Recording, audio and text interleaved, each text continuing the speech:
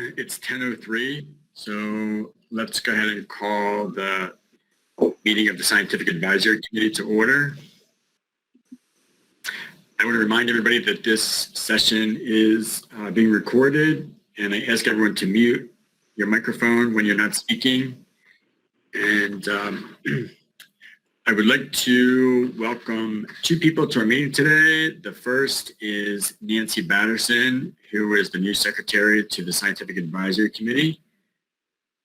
Just to remind everybody that when you do speak during the meeting, to please identify yourself so that we have that information for the minutes and we know who's speaking. And also, we'd like to welcome Dr. Mark LeBeau. He is the new toxicologist. He's not a new toxicologist, but he's the toxicologist now serving on the committee as certified by the American Board of Forensic Toxicologists. So welcome, Mark and Nancy. So given that we have a new secretary and a new member, I would like to ask for introductions from each of you. We can each introduce ourselves as we go around. We'll do this during the roll call. So as Nancy calls the roll, I'll ask each member to, when you state your name during the roll call, to please specify the seat that you're designated to fill on the SAC and anything else that you would like to mention as by way of introduction. With that, Ms. Batterson, would you mind taking the roll call, please, and confirm who's present and for introductions? Randall Beatty. Good morning, Randall Beatty, Texas Department of Public Safety. I am the representative for the International Association for Chemical Testing. Maureen Bottrell.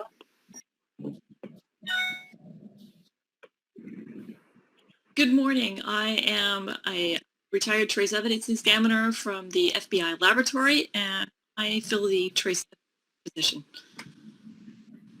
Kathleen Corrado. Good morning. I'm Kathy Corrado. I fill the ASCLD position. I was previously lab director for Onondaga County Center for Forensic Sciences for 20 years. I have a DNA background, and I recently changed jobs, and I am currently executive director at the Forensic and National Science Security Institute at Syracuse University. Robin Cotton. Mr. Chair, Ms. Cotton advised me she has a conflict and will not be in attendance of today's meeting. Les Edinburgh. Les Edinburgh, Executive Science Director, Quest Diagnostics, and I fill the private forensic laboratory role on the board. Linda Jackson.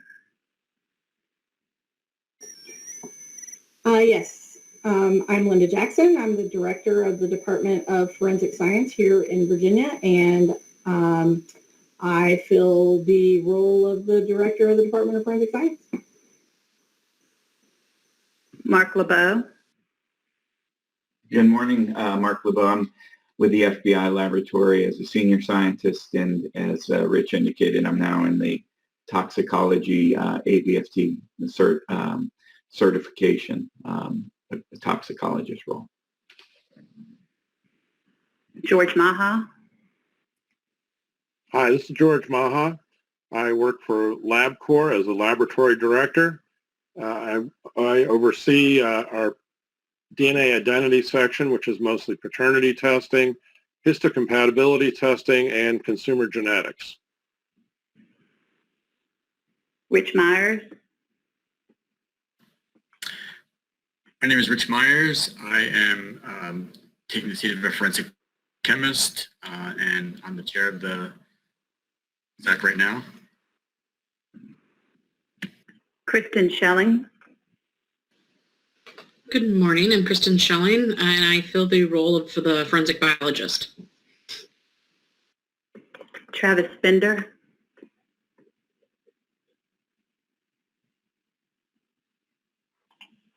Travis Spinder. I'm filling the role of the Association of Firearm and Toolmark Examiners. I work at the Montana Department of Justice, and I'm currently the interim lab administrator and also work in the Firearm and Toolmark section. Jamie St. Clair. Good morning. I'm Jamie St. Clair.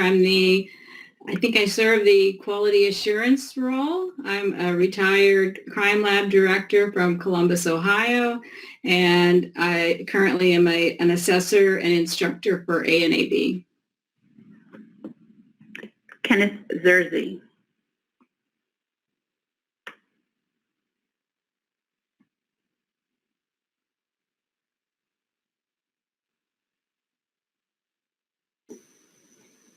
Ken, you're on mute.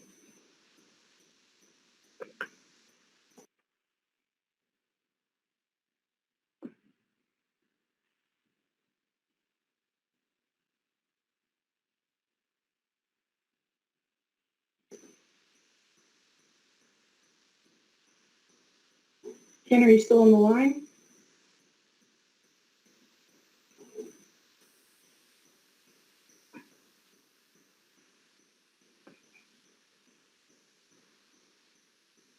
It looks like you just unmuted yourself.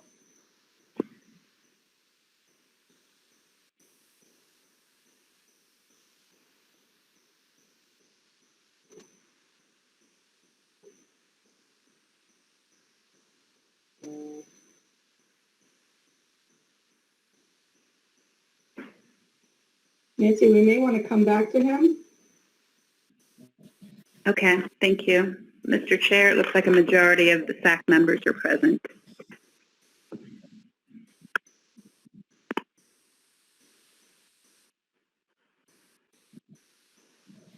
All righty, thank you.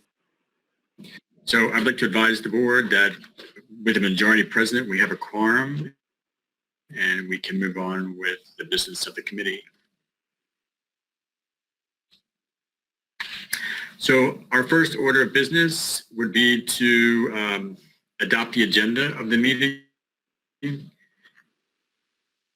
should have received the agenda through a link from Ms. Batterson. I ask for a motion to adopt the agenda. And again, please remind members to state your name when you speak. Les Edinburgh, so moved. So is there a motion to adopt the agenda? Les Edinburgh, so moved.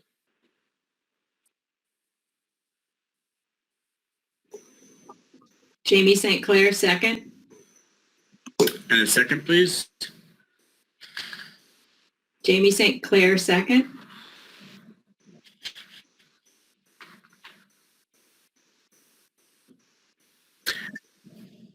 Alrighty. Alrighty, all those in favor? Okay, thank you.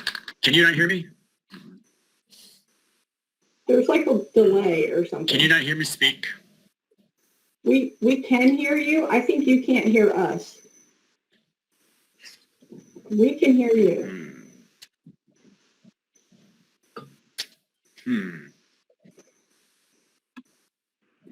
I can hear you. Alrighty. Let me log on to my phone.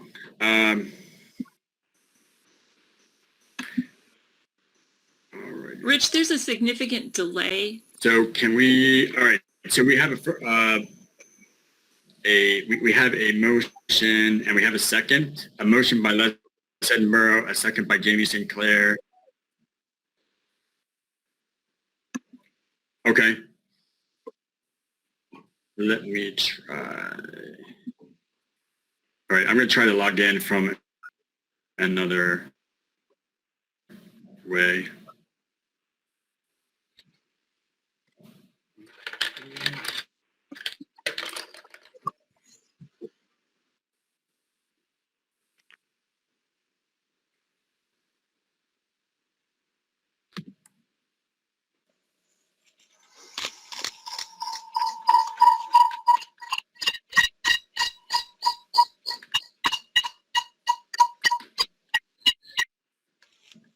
Alrighty.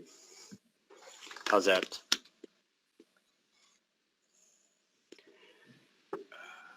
That's much better. Sounds better, I think. Is that better? Even the picture is better. Oh, good. Gotta love Android. Huh. Alrighty. All right, I apologize. So we're going to choose the phone next time. I even tested this yesterday. So, all right, so we adopted the agenda. We have a motion to accept, and we have a second. Ms. Batterson, can you please take the roll call to record the votes? Mr. Beatty? Aye. Ms. Buttrell? Aye. Dr. Corrado? Aye. Dr. Edinburgh? Aye. Director Jackson? Aye. Dr. LeBeau? Aye. Dr. Maha? Aye. Chairman Myers? Aye. Ms. Schelling? Aye. Mr. Spender? Aye. Ms. St. Clair? Aye. Mr. Xerxes? Aye.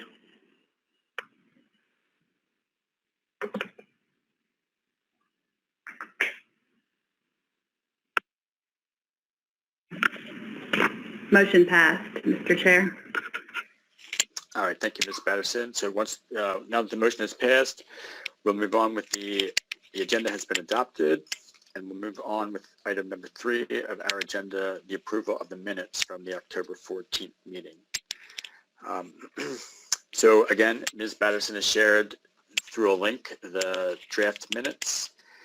I would ask, are there any proposed changes to the minutes?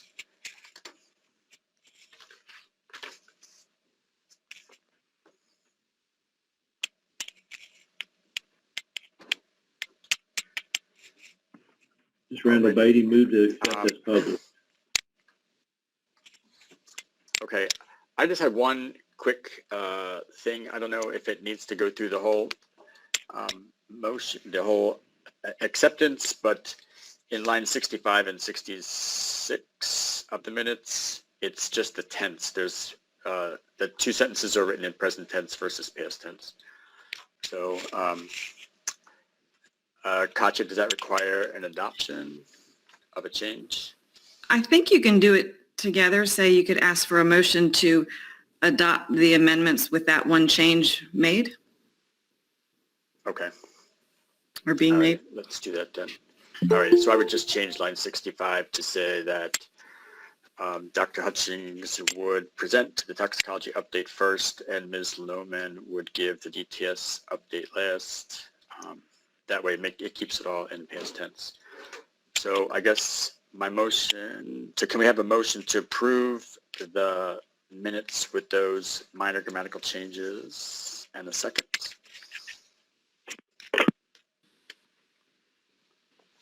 Kristen Schelling moves. And a second, please. Kathy Corrado, second. Thank you. Ms. Patterson, can you please take a roll call vote? Mr. Beatty? Aye. Ms. Buttrell? Aye. Dr. Corrado? Aye. Dr. Edinburgh? Aye. Director Jackson? Aye. Dr. LeBeau? Abstain? Dr. Maha? Aye. Chairman Myers? Aye. Ms. Schelling? Aye. Mr. Spender? Aye. Ms. St. Clair? Aye. Mr. Xerxes? Yes. Mr. Chair, motion passed, amended minutes is referred in the recording. All right, thank you. All right, the next item on the agenda is the chair's reports, and I have no report today. So we'll move on to item number 5, the director's report from Director Linda Jackson. Ms. Jackson, can you please proceed with your report? Yes, I'm actually going to turn my camera off to make it hopefully to where my audio sounds good, and I'm going to present my screen.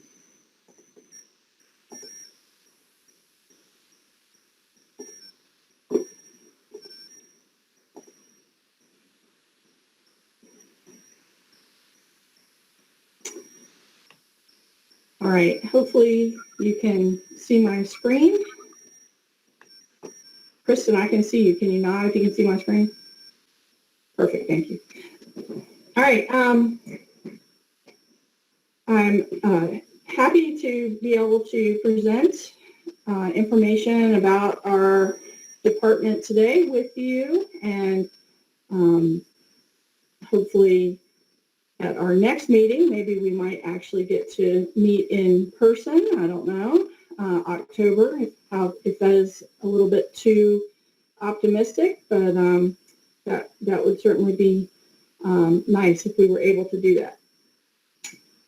So the meeting materials for anyone that needs to or wants to follow along, the presentation is posted on our website under the Scientific Advisory Committee in the Meeting and Meeting Minutes tab. So I just wanted to start by just giving an update on where we are with handling the pandemic and the things that have gone along with that. We have been able to maintain our examination capabilities in all of our laboratories throughout the pandemic. You know, occasionally we've had to close for cleaning for a day or an afternoon or something like that, certain sections or certain areas, but in general, we have been maintaining all of our capabilities. We have developed an internal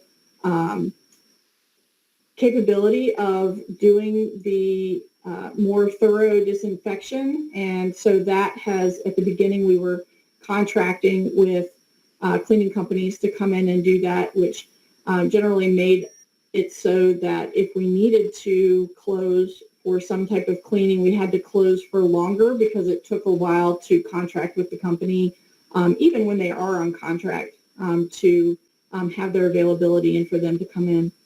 And so this has made it a much easier, more seamless process. We are continuing to encourage alternate work schedules and teleworking where possible, although unlike some labs where I've heard that there's a mandatory amount of time that people are in or out of the laboratory, we have not done that. We've just been encouraging schedules to be with as much flexibility as possible to try and minimize the amount of population in the lab.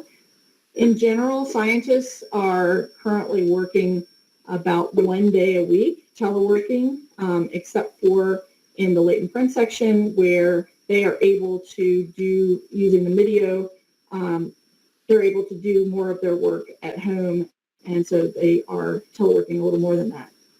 So we're just starting to look at where we might be with teleworking once we kind of come out of the pandemic. And so that's something we're looking into, recognizing that staff have definitely enjoyed the option of teleworking, which they have never had before. And so we'll be looking at that as an agency.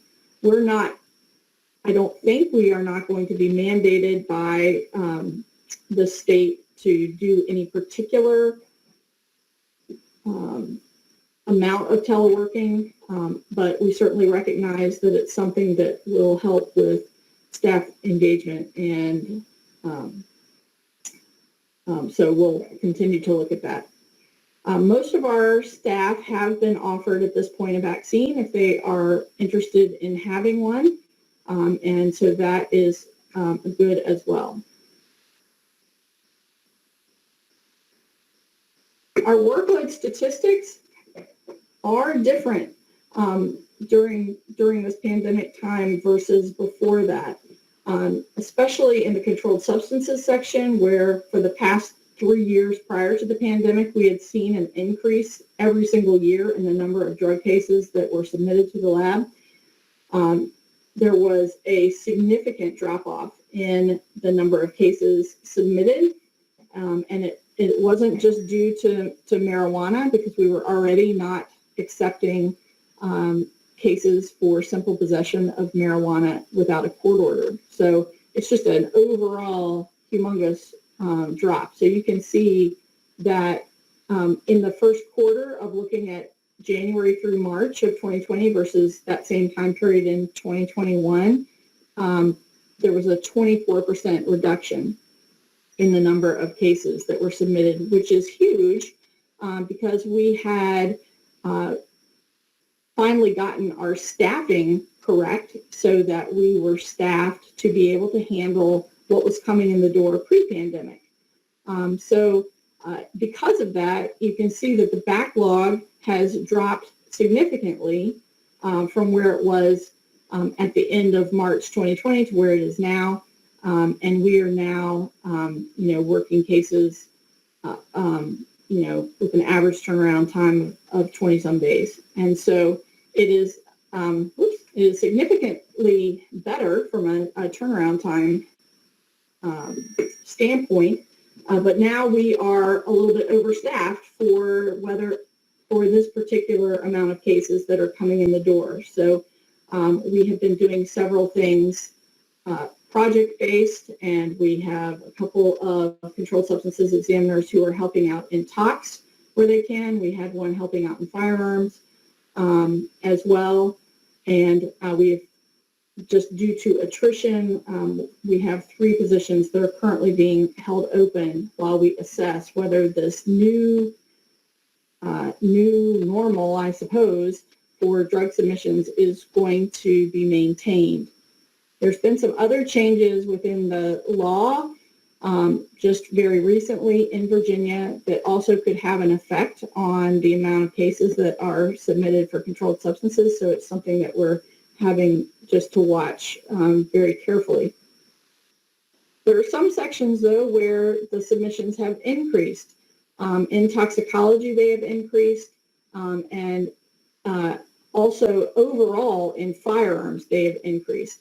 In this one quarter, it was slightly down, but overall for the past year, they were up fairly significantly.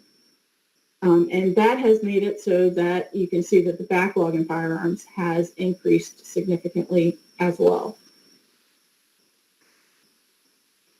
So our average turnaround times for the cases that are completed in a particular month, so this is for completed in the month of March 2021, is available on our website for anyone who is interested to see kind of where we are.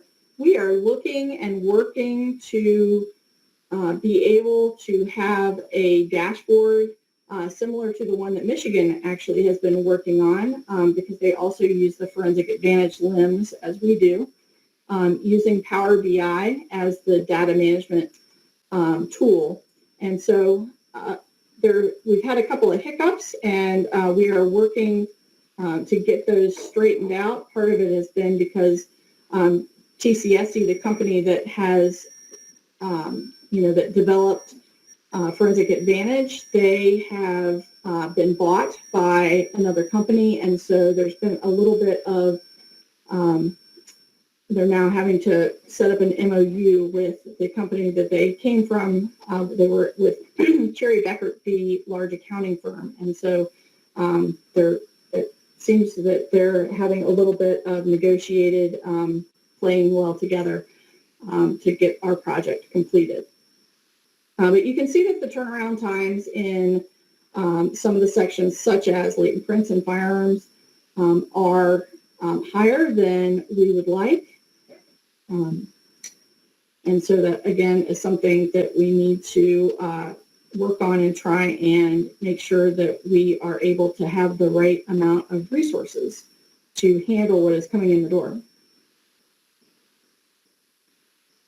So just to talk a little bit about a couple of the sections that have had increases in turnaround times. Toxicology, you can see that our turnaround times are up around an average of 50 some days. And obviously toxicology turnaround times are they're a little misleading because you have the alcohol only DUIs that go out very quickly, and those are averaged in with the samples that have a lot of drug confirmations that take a lot longer. And so we were around 40 days, which was a better place to be. And it has ticked up. We have, seen an increase in submissions in toxicology as well. And that is for drivers as well as postmortem samples. And I think Jim Hutchings might speak to that a little more. We have worked with the medical examiner in the Richmond area where we have a few staff openings where they are sending some of their cases to NMS, which is a private laboratory for the testing, just to try and help us work through as we are getting staff trained. In firearms, as I told you, that there was an increase in submissions between calendar year 19 and 20. 13% is fairly significant. And we do have a few folks that are in training or in the hiring process. And so 4 examiners out of 23, which is how many positions there are statewide, is a fairly large amount of staff that are not contributing to casework. We had one other examiner that just completed their training, and so that is exciting as well. With latent prints, this is another section where we've had a lot of folks in training. We have 2 forensic scientists that have recently finished the training program and are now fully qualified, and 2 more that are still have a little ways to go. We also have 1 examiner who is a latent print examiner in the central laboratory who is training in impressions.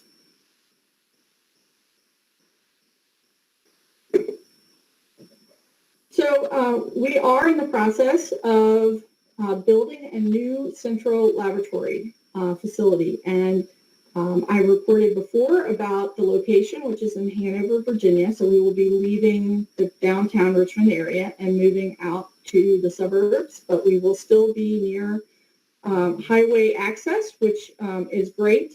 And we had very good news yesterday, which was that we knew that the preliminary drawings had been reviewed and that everything had been kind of adjudicated so that the folks at the Division of Engineering and Buildings were comfortable with all of the design as it was presented. Yesterday, we were advised that we have been approved to receive the funding that we requested that will allow us to build the building.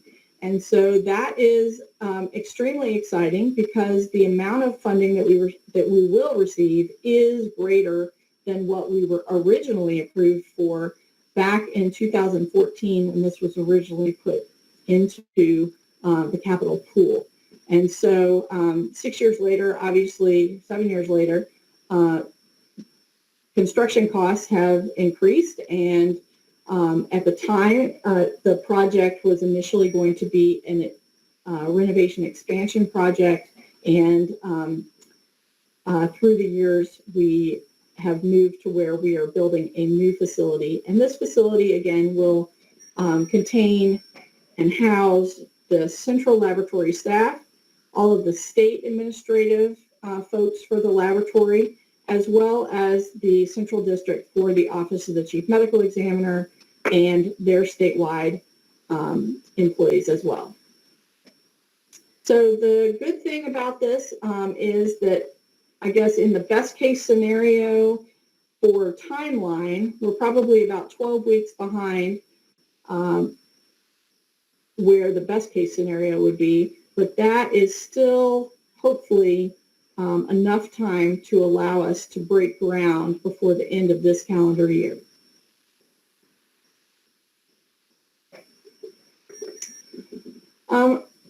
I just wanted to point out a couple of policy notices that we have put out, and our program managers are going to talk about them a little more in depth, but they are available on our website under the policy notice, on the policy notice page.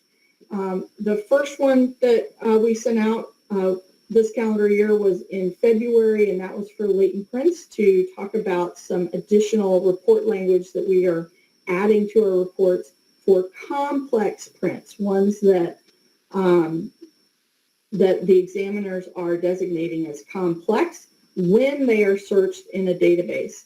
And it provides a little additional information about limitations to the test. And Sabrina Sullivan is going to explain that a little further. In forensic biology, we tried to hold off, but we fell victim to the national pipette tip shortage. And in order to be able to continue moving forward with DNA testing, we did make some changes to what we were running manually and what we were running via our robotics. And so we got to a point where we really felt like the slowness of our turnaround times from changing to a lot of things being manual was enough that we should notify our customers. And so we did that and talked about how we would prioritize cases so that we could make the most of our resources that we had. And so Brad will talk about that a little more in his presentation.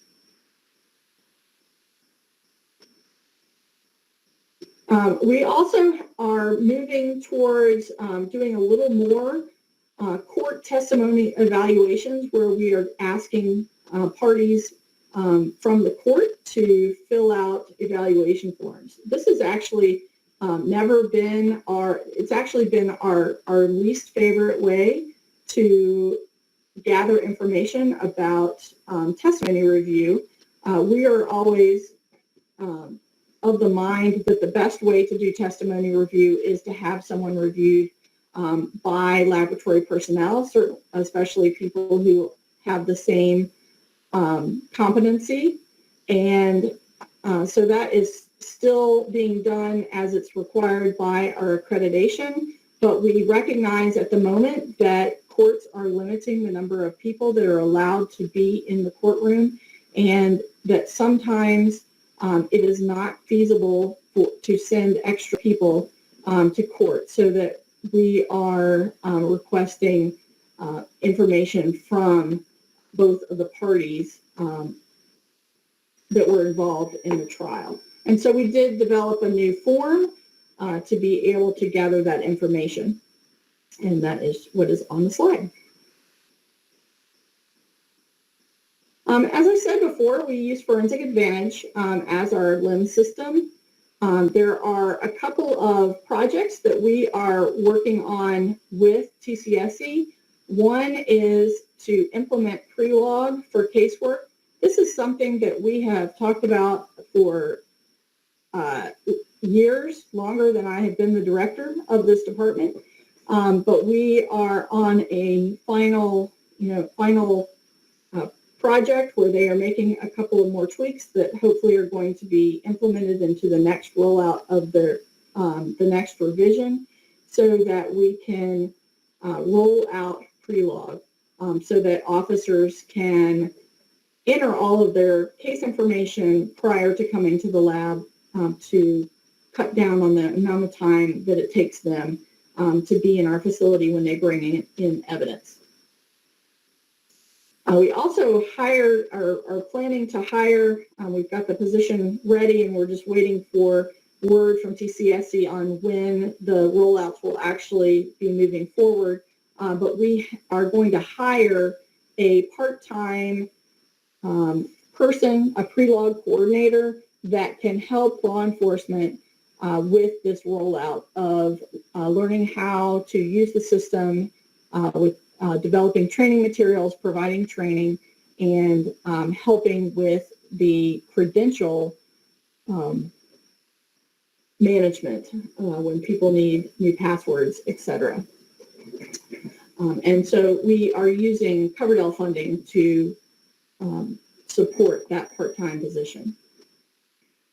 We had also been working on creating a pre-log system for the data bank, which would replace the system that is in place now for being able to look up to see if someone was eligible and needed to have their buccal sample collected at the time of arrest or at conviction, depending on the offense.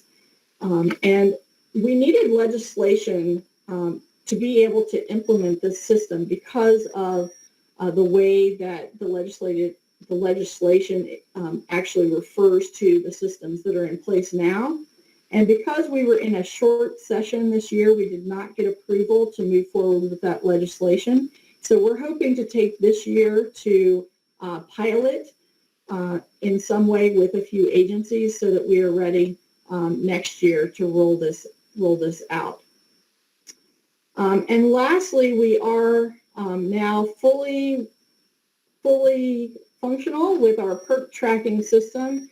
It also was developed by Forensic Advantage, and it is integrated with our LIMS so that we don't have to do any updating to the PERC tracking for any of the transactions that would happen while the PERC is in our system, which is excellent. And because we were the ones that were the drivers of developing that,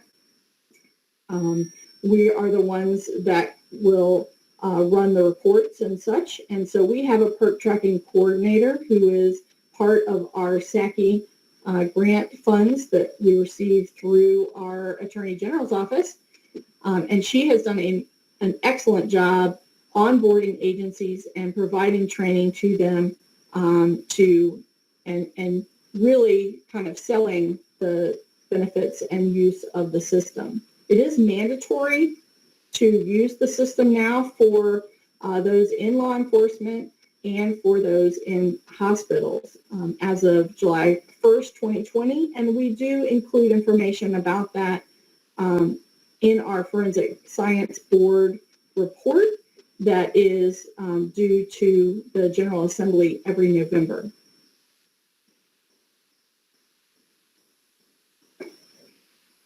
For those users, we did send out a satisfaction survey for the PERC tracking system, and we received a lot of information back that was helpful in making sure that the system is working as well and is as intuitive as possible. And our in-house counsel, Amy Jenkins, created a new legal resources webpage that is there are a lot of things that defense attorneys would find useful, but it's really for any attorneys that are using our services. It has a lot of information about court orders, giving examples of model orders, and that kind of information is very helpful in that, hopefully it can allow for orders to be that the information in the orders reflects things that we're able to actually do before they are ordered. So that is, I think, a helpful resource. Just quickly to go through our budget and resources that we have as a laboratory. This is our biennial budget for fiscal year 21-22. Our fiscal year in Virginia is from July 1st through June 30th. So we are currently in fiscal year 21. For fiscal year 22, we did receive a few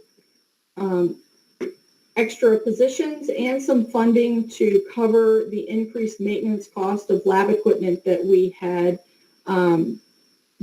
received.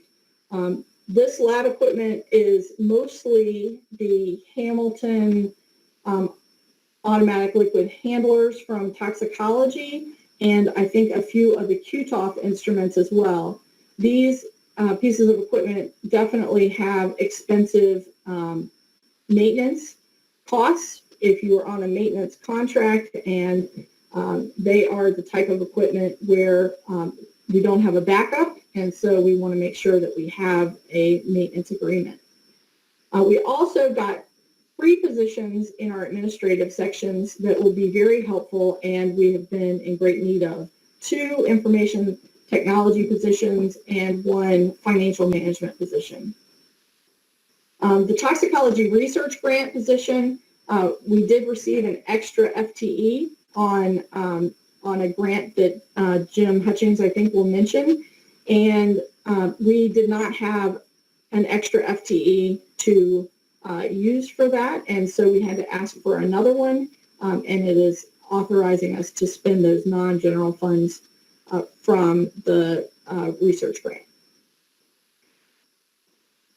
We are going to ask for Forensic Science Board approval tomorrow on 2 grants that we have just applied for. Both are highway safety funds where we apply for those through the DMV.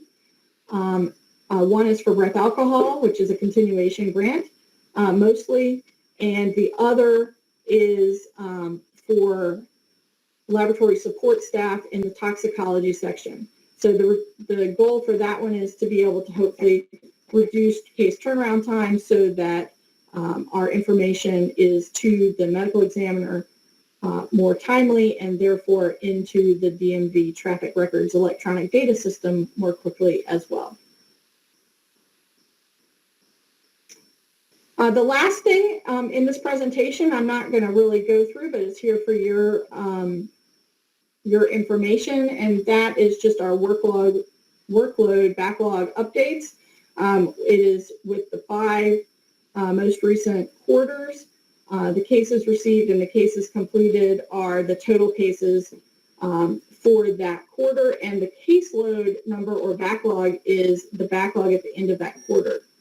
And just as a reminder, in our laboratory, anything that we say is in backlog is anything that is available to be worked. So the day that something is submitted is already in the backlog. We do not use the definition of cases over 30 days.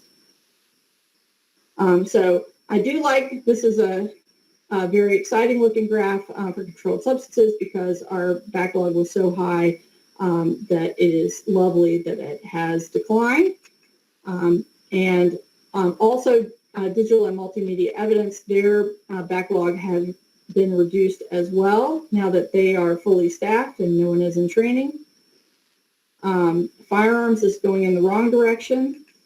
DNA has actually, the average turnaround times has been fairly flat, if not improving, but you can see with the green line going up, that is the backlog going up, and that is due to our slowdown with using the manual extractions.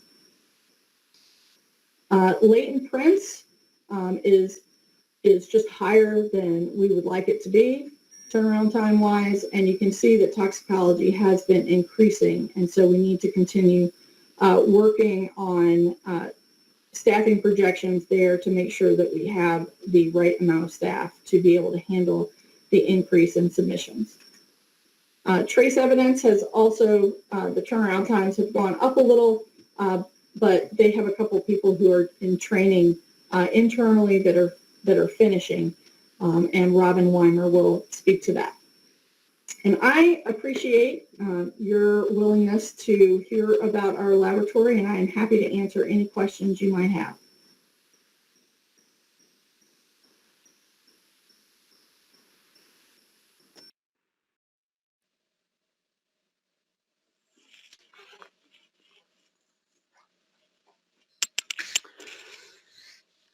Alrighty. Any questions for Linda?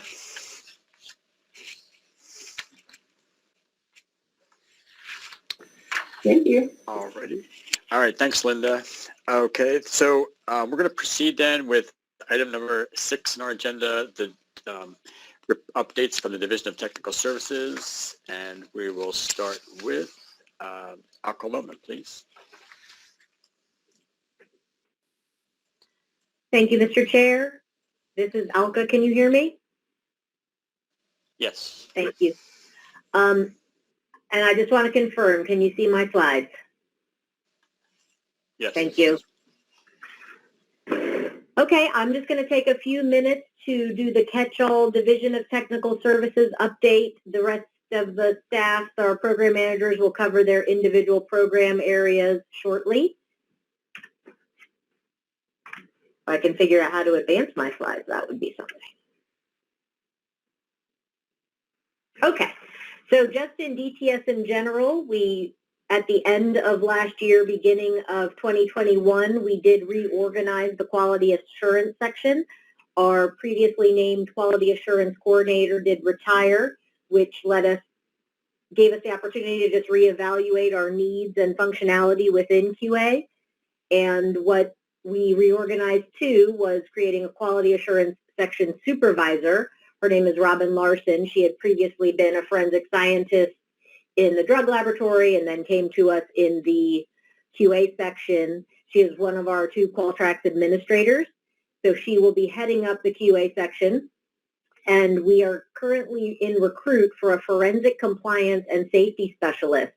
So that individual would be overseeing our chemical hygiene program, respiratory protection program, and just our other safety-related components, as well as also monitoring different QA functions, also being a Qualtrics administrator, testimony evaluations, helping with accreditation, proficiency testing.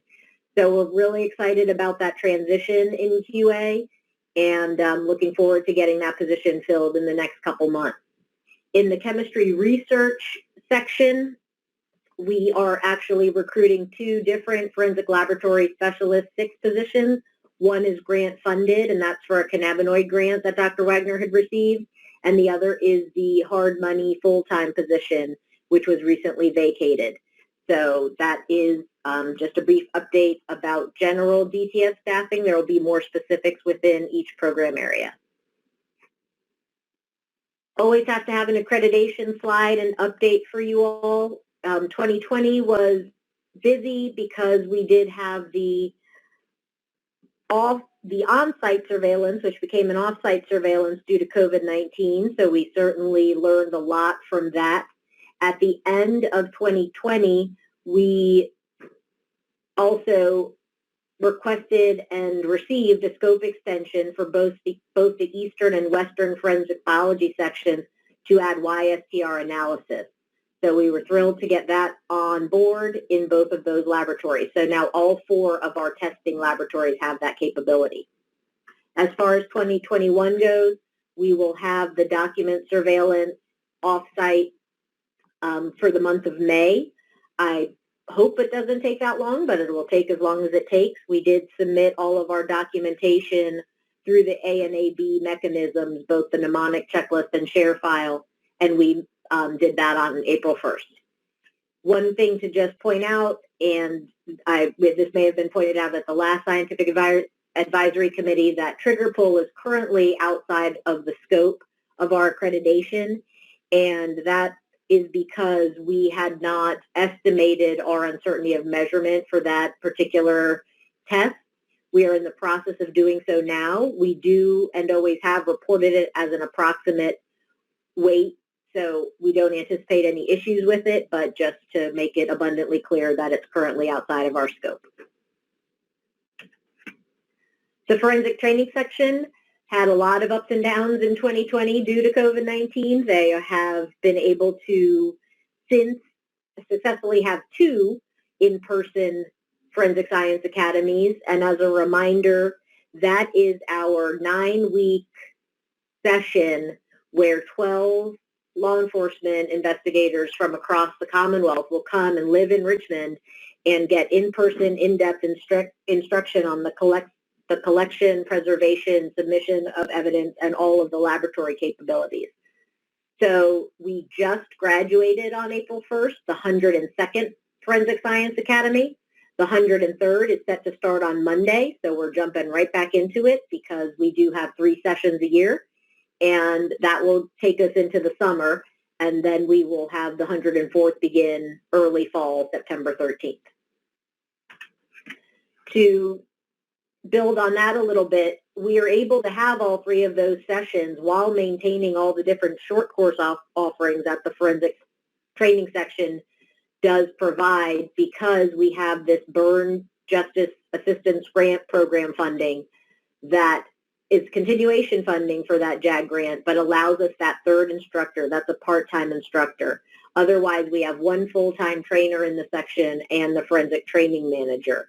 So that is a lot of in-person instruction that we are running with minimal staff. The short courses, we have received a lot of positive feedback because due to the coronavirus, we did transfer a lot of the forensic training activities online, as many as we could. And based on the feedback and how the forensic training staff really adapted to that opportunity, we are going to continue to offer some of these online courses interspersed with our traditional in-person schedule, because some things just can't really be as effective online, but we have found some things that are just as effective online. Just a brief grant update. Other specific grants will be covered by the program managers, but we did receive that coronavirus emergency supplemental funding from DCJS, the Department of Criminal Justice Services. And the purpose of that funding is to ensure continuity of operations and safety of our personnel within the breath alcohol and forensic training sections, whether it's the breath alcohol staff going to still certify instruments statewide, even though maybe we might be closed at one particular, in Richmond for some reason, and our forensic training staff to be able to continue to offer different courses online. So forensic training did acquire additional equipment for online course delivery, webcams, headsets with microphones, and so we are fortunate to have that funding. There were some things that we initially applied for but don't seem as necessary right now, meaning we had applied for disposable masks because they had been hard to get for a while and we didn't have a plethora of masks. Well, most folks bring their own masks. They're not hard to get anymore. We seem to have enough disposable masks for our customers. So we're looking at other opportunities where we can best use that funding to ensure operations should something unexpected come up. And I told you I'd be brief today, so I am. I will see if there's any questions right before I mute, and I will turn it over to Chemistry Program Manager Robin Weimer.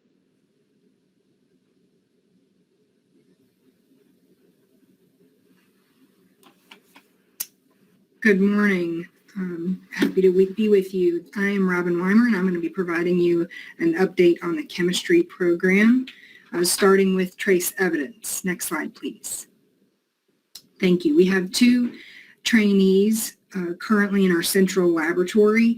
One is expected to complete fiber training in July of this year, and the other is expected to complete tape training in August. Next slide. We have had a couple of SOP revisions or standard operating procedure revisions, and those were instigated predominantly due to better aligning with best practice national standards. So in October of 2020, you've heard me talk about it several times, there was an assessment of significance incorporated into our comparison reports, and this was to align with an OSAC document, or the Organization of Scientific Area Committees, originating from the Materials Trace Subcommittee. We also, for primer residue reporting, incorporated the number of confirmed primer residue particles and their type to align with ASTM work item 69622. And we also incorporated some some changes for the preservation and retention of ignitable liquid evidence to align with ASTM E2451. In March, we were also able to meet this standard ASTM E2451 by the incorporation of refrigerators for preserving fire debris evidence. And that was both in the trace evidence section as well as our evidence receiving section. So from the point of submission to the point of extraction, the fire debris evidence will be refrigerated for better preservation. These were changes that were allowed to be made because we have examiners who are participating in those organizations and drafting these standards. And so we have a better idea of where things are going, and so we can incorporate those changes sooner. It's been a real value to us. Next slide, please. I've talked about this before, the NIJ grant for fire debris analysis. I think this will be the last time I'll talk to you about it. This was a study looking at fire debris interpretation with the use of ACE-V methodology applied. Our final report was submitted to NIJ at the end of March, and we submitted a manuscript for publication that was accepted in the Forensic Chemistry Journal. It's available online right now, but it's set for publication in their June volume. Internally, we're working towards incorporating the proposed workflow into our analytical scheme. Next slide, please. Thank you. Switching gears to controlled substances, we have one trainee in our Western laboratory that's expected to complete training in May or June of this year. This is a little later than originally planned, and that was due to impacts of COVID-19. Next.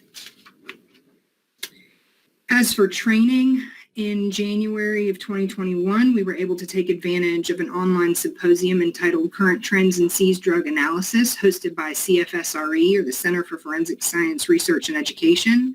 This provided 8 to 15 hours of training and was a really convenient for examiners who could attend the ones that were most interested to and work them into their schedule as best they could. And we received a lot of positive feedback about that symposium. Also in February, we were able to fund 6 examiners to attend the American Academy of Forensic Sciences annual meeting virtually, and they were able to bring some of that information back and share with their coworkers. Next slide, please. In January, DFS recommended these 6 compounds to the Board of Pharmacy for expedited scheduling. These compounds were considered at the board's March 30th meeting and are pending final approval. Next. A valuable resource in the state of Virginia is a joint report that's co-written by the Virginia Department of Forensic Science and the Virginia Department of Criminal Justice Services. This report is not only useful for revealing trends, but also helps many agencies across the state make informed decisions. This report for calendar year 2019 was completed in November 2020, and the calendar year 2020 report is in progress. Interestingly, as can be seen in the graph to the right, 2019 was the first year in Virginia that methamphetamine surpassed cocaine as being identified in the most items. This report is also available on our website, and that link was underneath those slides in the blue text. Thank you. Next slide. Also in this report, we can see in calendar year 19 that illicit synthetic opioid cases have continued to rise. This class would include fentanyls not in the form of the patch and analogs, and they rose another 14% between calendar year 2018 and 2019. If you look at the regional submissions, so look at each individual color, you'll see that all regions across the state saw an increase in illicit synthetic opioid cases, and that's true even though we've seen a decrease in heroin and prescription opioids. Next slide. As for cannabis analysis, all DFS laboratories implemented the semi-quantitative method on January 24th, 2020. And using the data that is shared with NIFLS, we noted that 8,594 items of evidence were reported as marijuana or cannabis. This accounted for approximately 13% of all items analyzed. 7,451 items were described as plant material and therefore used the analytical scheme, including the semi-quant method. Statewide, 87% of those were reported as marijuana, leaving 13% reported as cannabis, although there is a higher percentage of samples, 21%, reported as cannabis from more rural Southwest Virginia. Next slide. In January 2020, the semi-quantitative method was implemented. In December, we made several changes. We changed the administrative threshold from 2% to 1%. We changed the internal standard from androstenedione to testosterone, and we expanded application not only to plant materials, but also cannabis extracts such as waxes and oils that would have a much higher THC percentage, and therefore would include tenfold dilution and some math to allow our decision point to remain the same. We continue to work towards full quantitation of THC using gas chromatography mass spectrometry and selected ion monitoring mode, and therefore anticipate a future subcommittee meeting to address these. Next.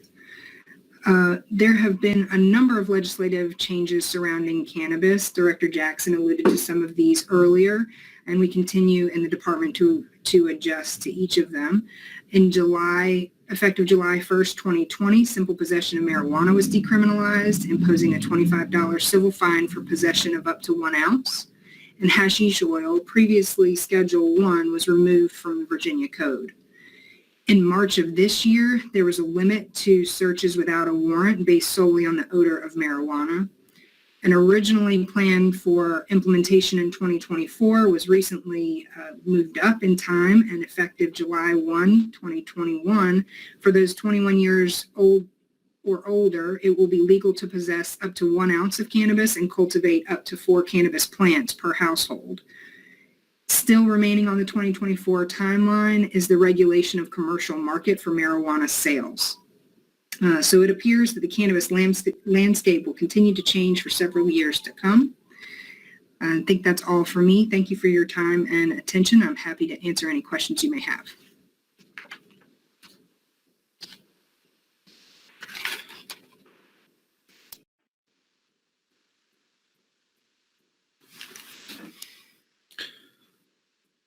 Good morning, everybody. This is Brad. Can everybody hear me? Got a thumbs up. Very good. I am, for the new people on the Scientific Advisory Committee, I'm Brad Jenkins. I am the Forensic Biology Program Manager.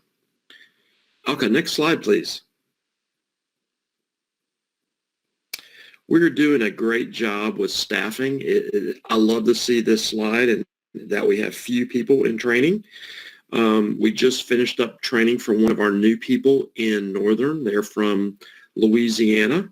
And we finished up training for one of our new DNA examiners from in the Richmond lab, our central lab. They're from Texas. And so we have one person in training in the DNA data bank, and we have one person examiner in training out in Western casework. And that Western casework examiner, she should be done in the next couple of months. They'll be our next person to come off of training. Northern and Eastern, they're both fully staffed. So we're keeping our fingers crossed that we keep all the staff that we have, because that can be such a resource consuming project of training new examiners. So we're happy with that. Okay, next slide, please.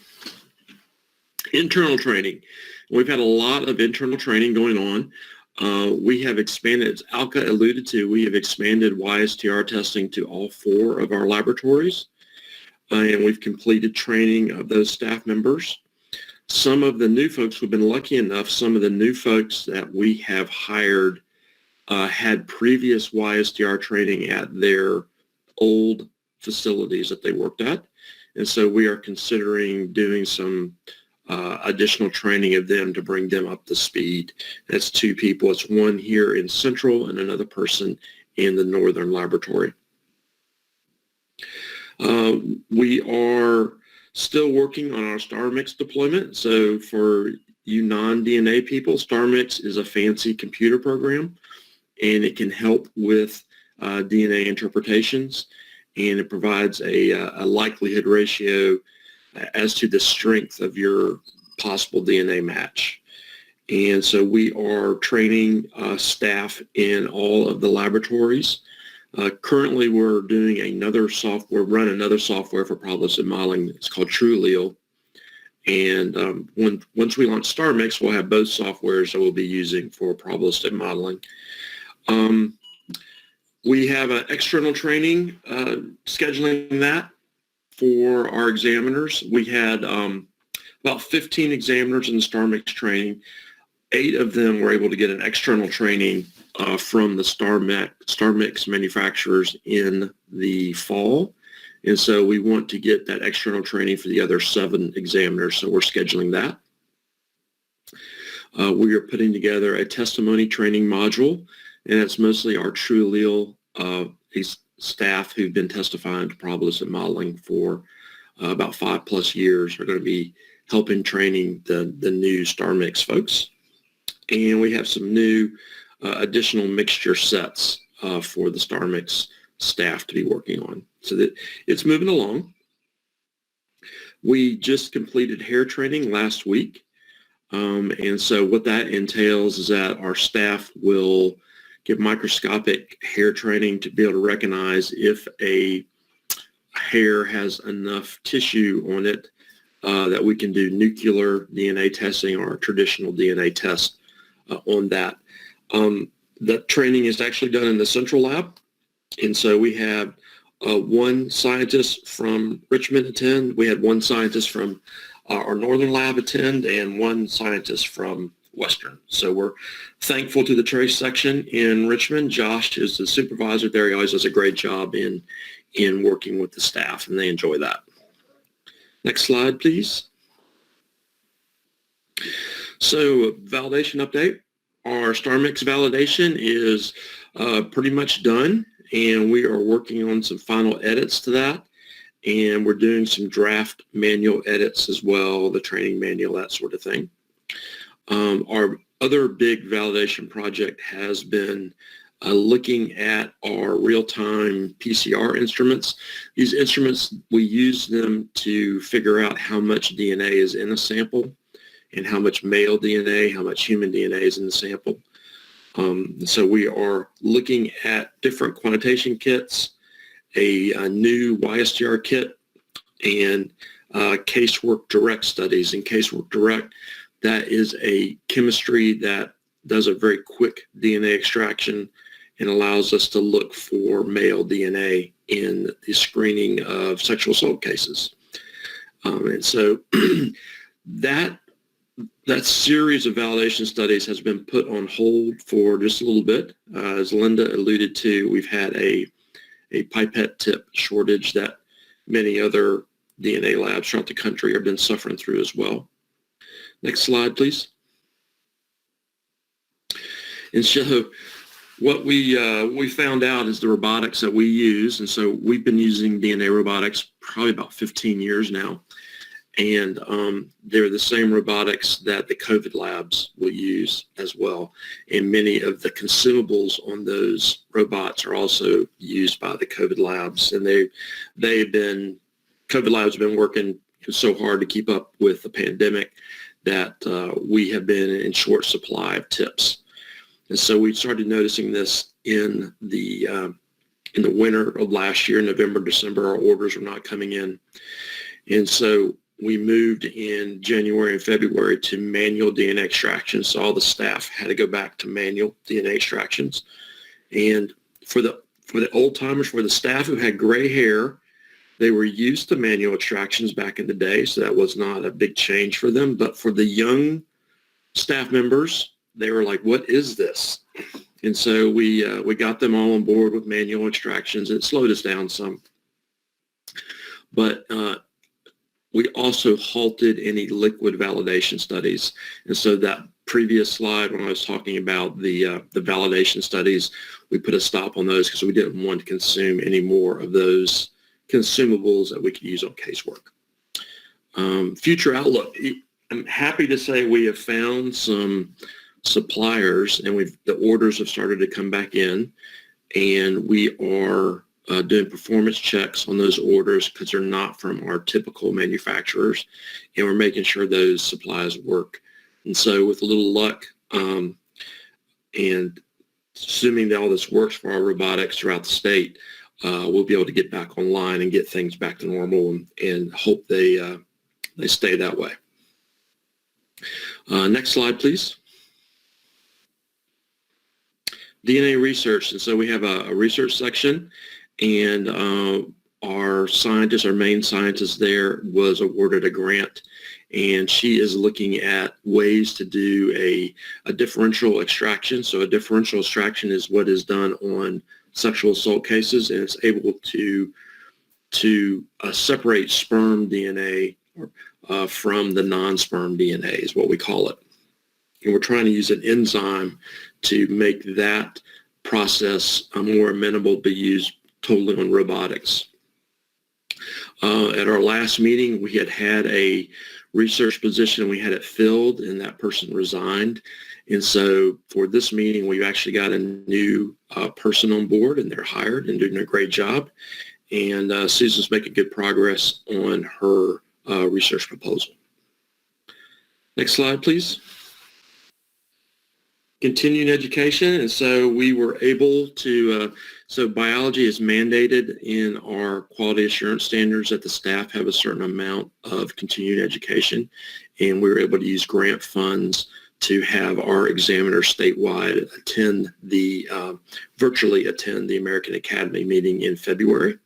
And so they all appreciated that, and we're able to look at different workshops and share all the different workshops with other staff members as well.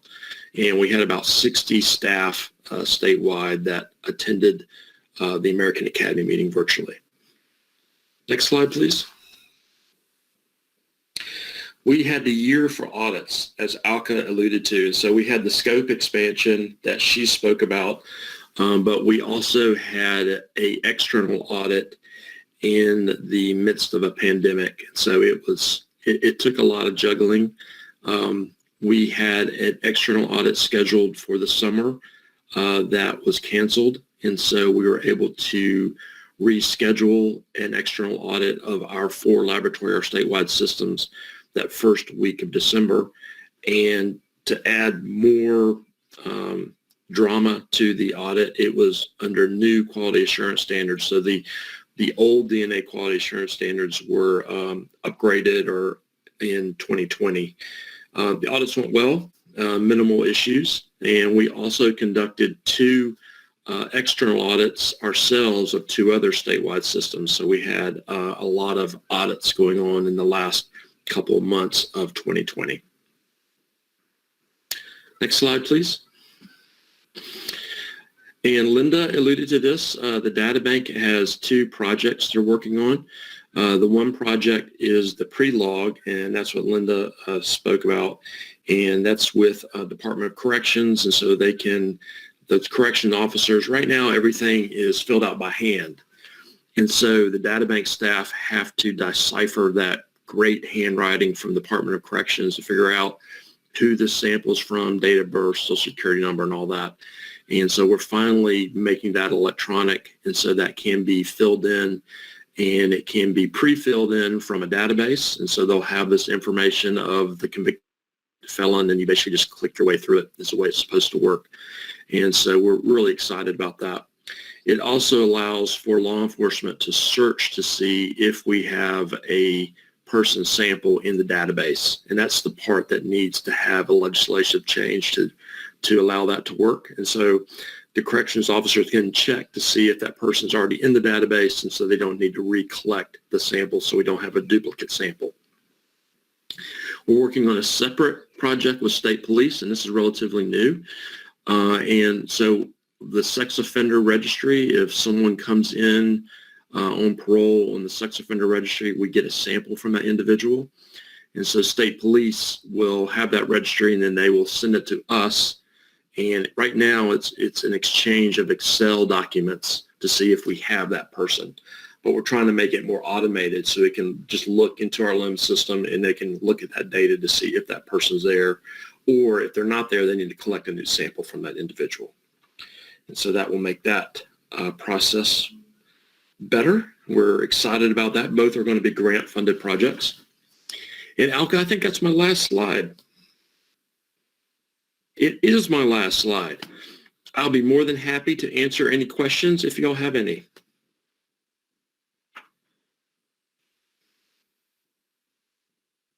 Thank you.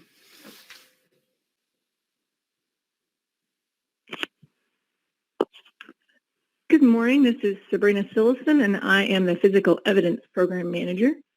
And I hope you can all hear me. Excellent. Thank you. I'm going to be updating on the Physical Evidence Program. So next slide, please, Elka.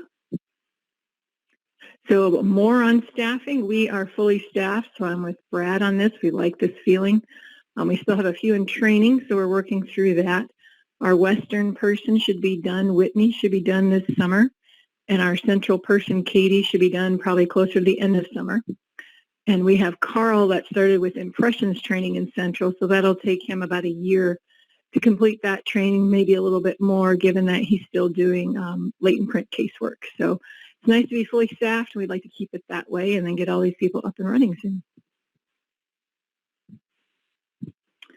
Continuing education pivoted well for the latent print community. We had a lot of online options, and we sent several people to several of these classes, and then we conducted teachbacks online too, which we're finding we're having success with. So the Common Sense and Digital Imaging was an Adobe Photoshop tips and tricks. The Ethical Considerations is also an interesting presentation, and to hear our examiner's take on that. Also, which is hot topic in the industry, is what if I don't agree, and conflict resolution approaches out there. We had our supervisors attend the Implementing Expanded OSAC Conclusion Scale. We know it's coming. We're kind of digesting. Do we want to jump into that, or let's see how it goes with other folks first? The two really great ones that we've sent our entire staff to is Discriminating Power Friction Ridge Arraignments. We got really good feedback for that, and it's helping in our adventures into complex latent print database searches. So that's been helpful, and today the staff is attending to Beyond Discriminating Power, which I think will further help us as we implement this new procedure for searching complex latent prints, which Linda alluded to earlier, and I'll give you a little bit more information about that. Next slide. So we have found that we needed to adjust our policies to database searches. So I'm going to give you a little background of a latent versus known and kind of what the databases are, how we changed our search criteria, and some quality assurance steps we've implemented, as well as the reporting language. You saw the policy notice that Linda shared, and then we'll do a little summary of it. So I'll be brief, but if you have questions, please feel free to interrupt and ask as we're going through. So next slide. So just to get everybody on the same page, the difference between a latent and a known. Latents are by definition a partial or a hidden impression. So we're dealing with partial, smudged, distorted prints from our crime scene evidence. And we're comparing those to exemplars or known prints. These are the 10 prints that you roll the finger in ink or on a platen and you roll it from edge to edge. So we're getting a complete, clear representation of that friction ridge skin. So the exemplars don't typically provide a challenge for us. It's these latent prints that are partial and smudged and distorted that are the challenge. So next slide. So we have access to two databases here in Virginia. The AFIS database, the Automated Fingerprint Identification System run by the state, contains arrest cards from the state of Virginia, as well as some applicant exemplars that we can have access to. And this is the NEC software we use here. The other database we access quite a bit is the Next Generation Identification Network, and this is the federal system. So all the states' arrest cards are in this database. Some applicant cards, and then we learned your TSA PreCheck cards. So when you sign up for TSA PreCheck and you fill out the application and you get fingerprinted, those fingerprints are in the NGI system, and we actually have access to them. So this database is very large. It also contains other biometric information that we don't use, iris, voice, a whole host of other information. But these are the databases we search these latent prints, those partial impressions recovered from crime scenes. We search them in these databases. Next slide. So the way it works is we take our latent prints and we code them, or we mark them minutia. And the software can do it, or the examiner can do it, or it's a combination. And then we launch this search against the database, and it basically creates a map of that latent print to search against the database. Then it brings us back all the images that are similar. It's not bringing us back people that are known in that area. It's bringing us back images that look like this latent print. So it's designed to present exemplars that look very similar to our latent print from the crime scene. Next slide. And so this kind of gives you an idea of what we're looking at. This is the latent print is on the left, and the known print is on the right. And this is actually my fingerprint card that we use for an internal APHIS database search proficiency test. So it gives you kind of an idea of what we're marking and what we're looking at. Next slide. So what we've discovered is these databases are very large, and combined with the new advancements in the algorithm technologies, we are presented with close non-matches. This is where the system finds that print in the database that looks really similar to our latent print, and we can usually tell the difference. We can usually say, nope, it's not a match, it's not comes from the same source. But the databases are getting so large and the algorithms are getting so good, and we're searching these complex latent prints that it's creating these close non-matches that have the potential to be reported out as a match or an identification. So we want to avoid that, and we have developed new standards related to the complexity of the latent print. So next slide. So we have always known as examiners that patterns formed by the ridges can be common in certain areas. So under deltas, at the tips of your fingers, we see lots of ridge endings, lots of bifurcations going in the same direction. So we might have a lot of characteristics. They're not really different. They're very common. It's common to see those features in that area. So we have now created a complexity scale related to this information we've always known.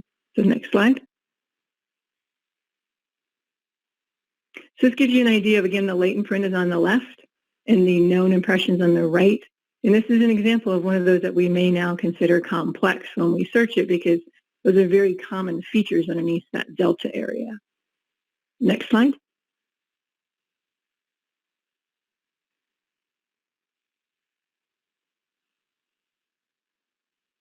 So next slide. Did I drop out? Did Alka drop out?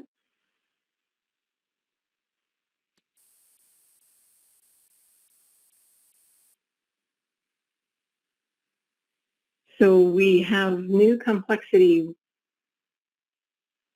guidelines, which hopefully if we get to the next slide, will give you an example of when we make the call or the criteria we're using for these complex versus non-complex latents. So we have complexity level 1 and complexity level 2. And this is based upon those pattern force areas, the common features, the level of distortion. Can we determine where in the hand this print came from? So we have complexity 1, 2, and then we also have 3 and 4 in non-complex. But the one that's most relevant to this talk is the complexity 1 and 2, because these are going to require additional quality assurance steps when we get there. If we encounter these latents, we have different quality assurance steps related to them. Next slide. This gives you some more examples of how we categorize them. The 2 on the left, examiners would determine they're non-complex, and the 2 on the right are complexity 1 and 2.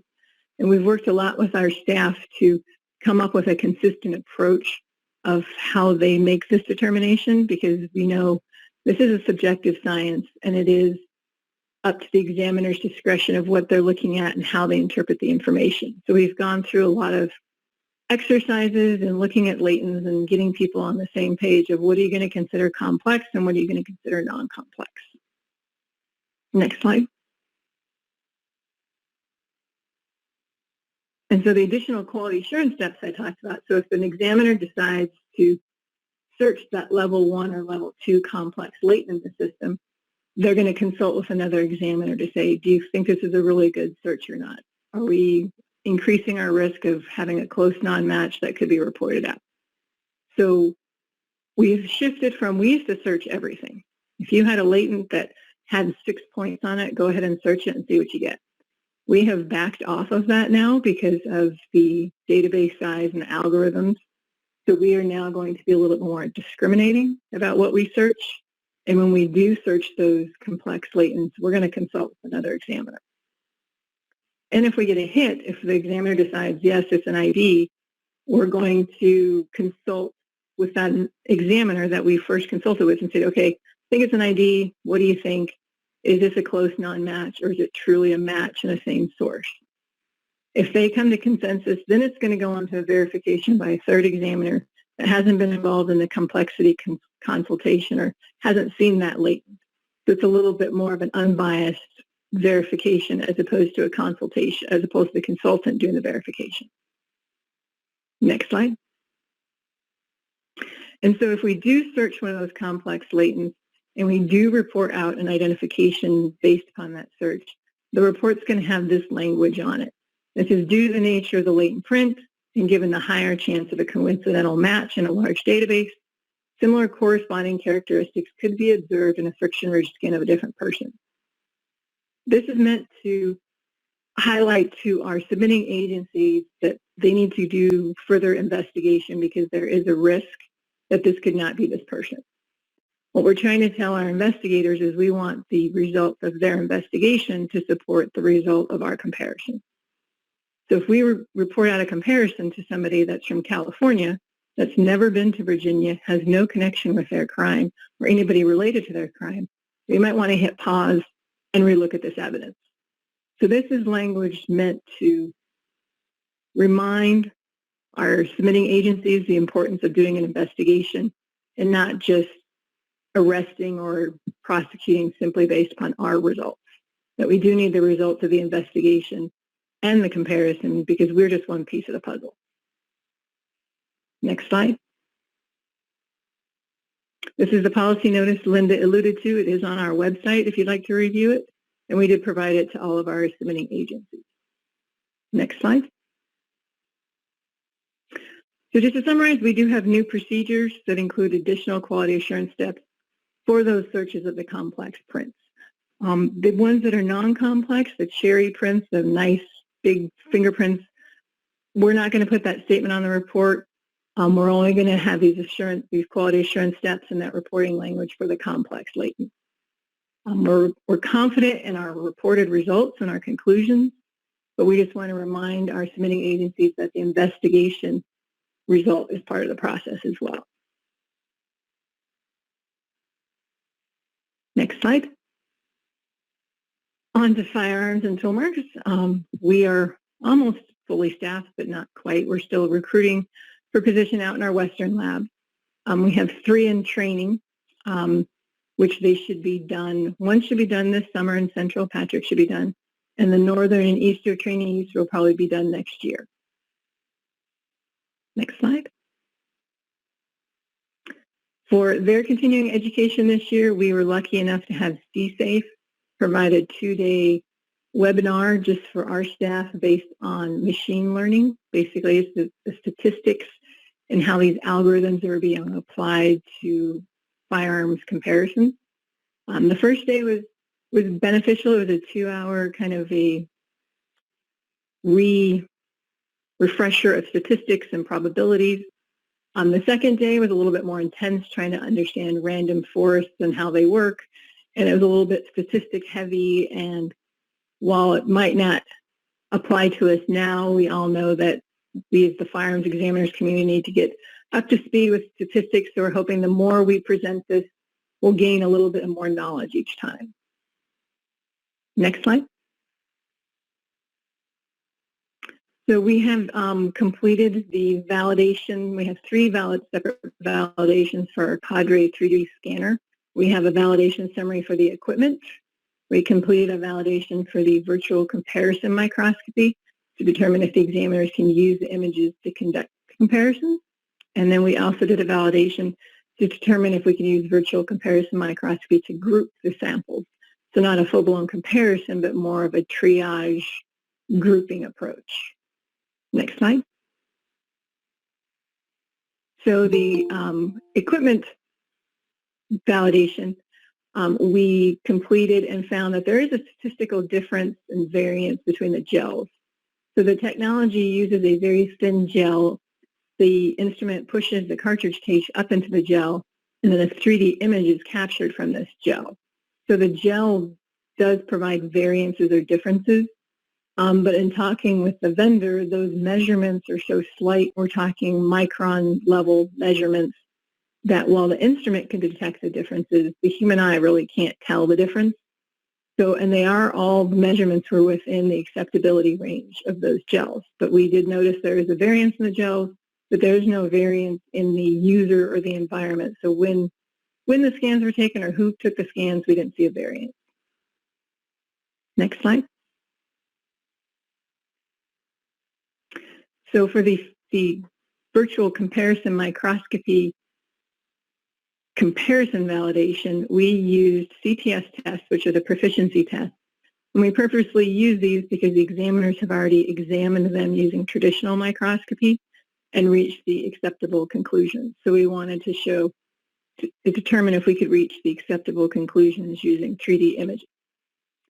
And so we had 40 sets of images from those tests, and then we had 20 sets of images from a high point test, which is a consecutively manufactured breech face test that many examiners have taken. This is meant to be the worst case scenario of consecutively manufactured tools are most likely to be similar. So we wanted to show that, yes, you can detect those differences with 3D images. So each examiner completed 10 sets of the CTS and 5 of the high point. Each set was 2 knowns and 1 unknown. And we had multiple repeats of the same test. So test set 1, 5 examiners would have taken it, so we could show repeatability of that conclusion, or reproducibility. We had no incorrect IDs or eliminations. We did have 13 sets that had differences in conclusions, elimination versus inconclusive, or ID versus inconclusive.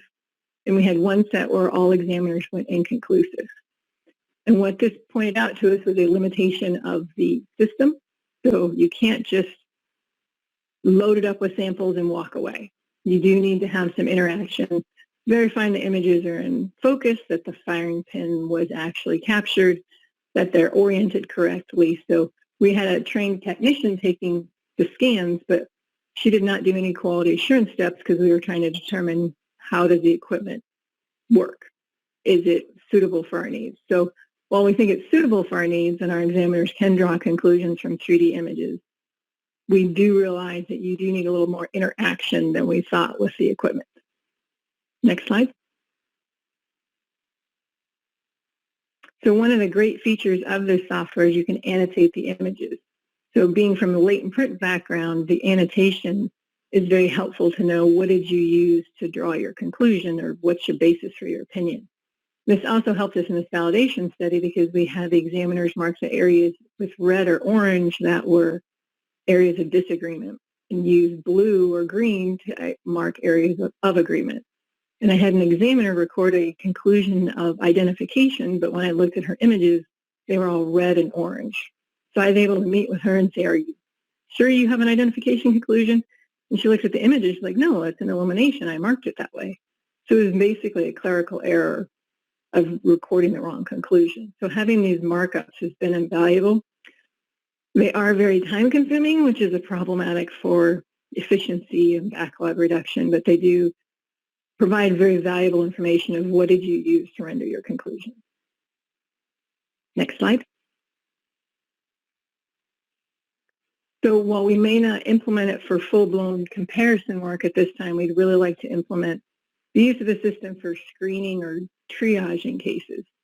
So our Eastern lab has a lot of drive-by shootings, lots of cartridge cases collected. We would like to use this system to have a technician or somebody else open the evidence, scribe it, document it, which takes a lot of examiner time. Then they can put it on the system, capture the images, and the examiner can spend their time actually looking at the images and grouping them into different groups. They wouldn't be concluding that one gun fired these 5 and another gun fired these 5 shell casings. They'd be saying they have similar characteristics. They could have been fired in 2 different firearms. Let's take one from each group and enter into NIBIN. So we did a validation with sets of cartridge cases fired in similar firearms to determine if the examiners could successfully group them into respective groups. We did have one examiner that the grouping wasn't expected or was an unexpected result, and we found out we need to fine-tune our procedures and kind of document or instruct better of what characteristics you use to create these groups. So we have all 3 validation summaries are complete, and we're just waiting for to finalize them, and then hopefully we're going to at least implement the screening and grouping workflow into our Eastern lab. Next slide. So we did do our uncertainty of measurement for range determination based upon accreditation criteria, and we found it to be less than an inch, which would not impact the result. So we chose at this time not to include it on our certificate of analysis, but we do have the data from several experiments to support the evaluation. Next slide. And we're going to do the same thing with trigger pull because we need to do that to get back on our scope. So we are gearing up to collect that data. We just have a little bit of to do with our database setup. We're on to DME. We are fully staffed. Very excited about that. Alka still wants to talk about trigger pull. No, she doesn't. Back to DME. We are fully staffed. They are working diligently to decrease those turnaround times now that everybody has a couple of disciplines under their belt, and Jesse does a very good job of updating us weekly of average days to complete a case and the average turnaround time. Next slide.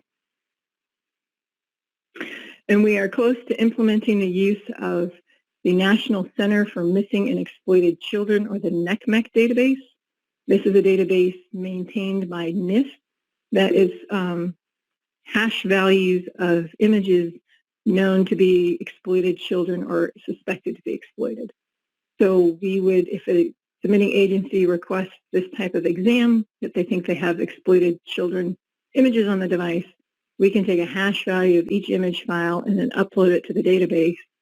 And then a report is provided to our investigating agency of, okay, these number of files, this is a previously identified child, or these files we suspect is an exploited child, or these files are unknown. So then the investigating agency works with NCMEC to further their investigation. Next slide. That is all for me. If anybody has any questions, I am here. Otherwise, I will hand it over to Phil.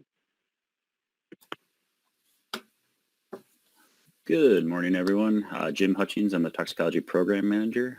Next slide, Ilka.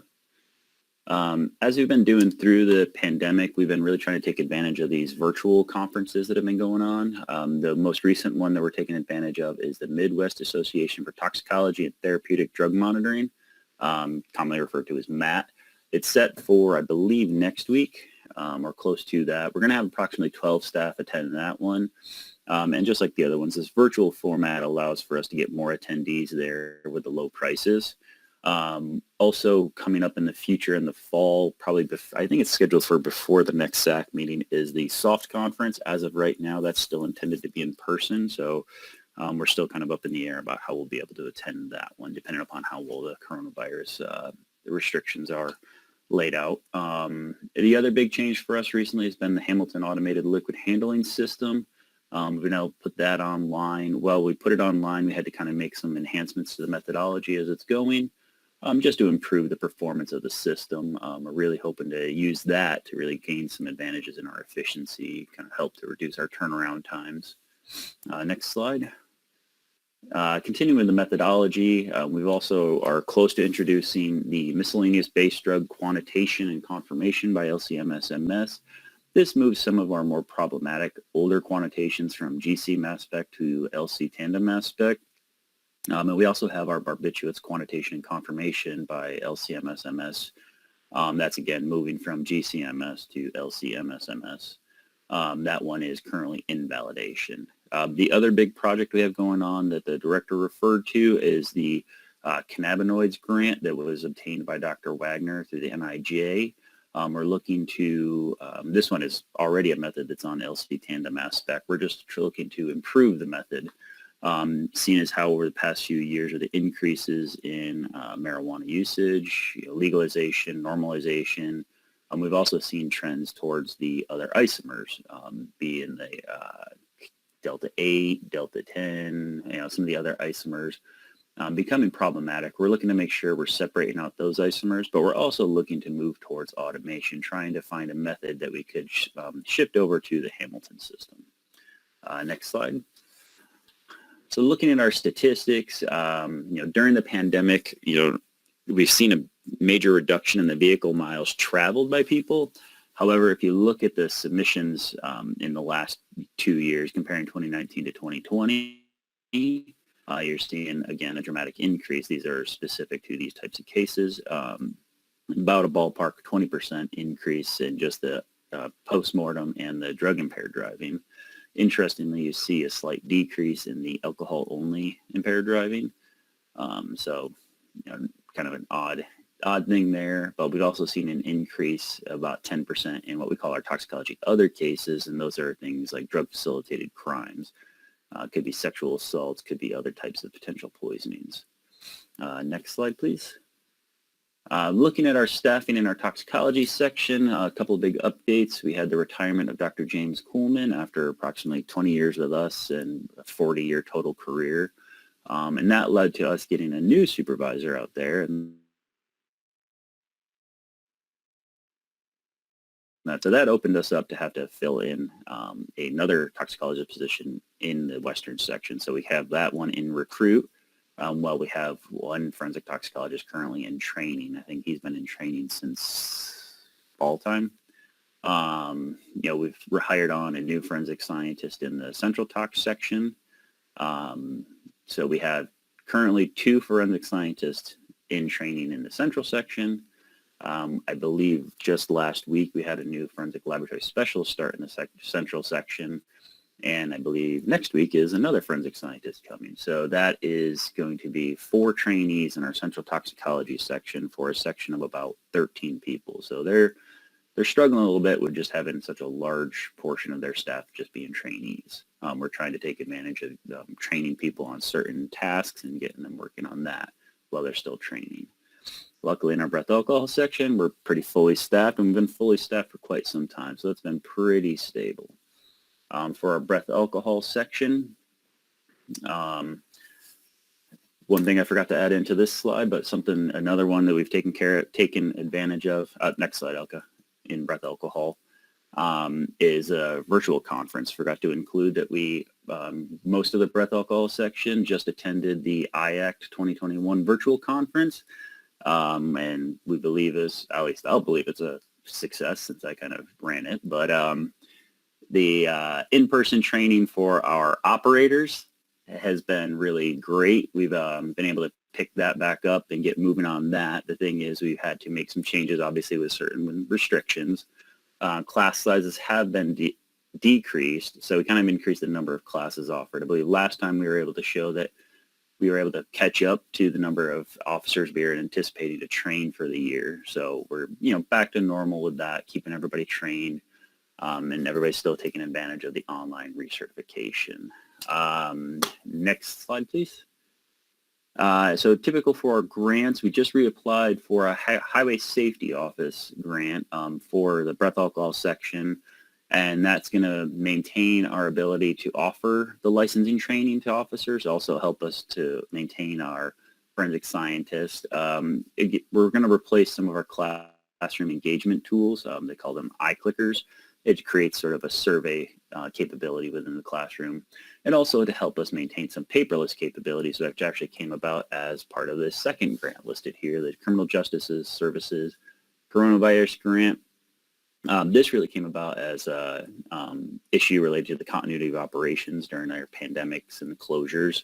We were able to purchase some smartphones and Adobe software that allows for us to perform sort of paperless installs of our instruments and removals. We're looking at the first step is as a operator takes an instrument out to be installed at a new location, they can install it on their own. They don't need to be dependent upon any individuals being present in the laboratory, and they'll be able to do all of their paperwork, air quotes paperwork, because we're doing paperless, the concept of being able to do that all on the road while they're there.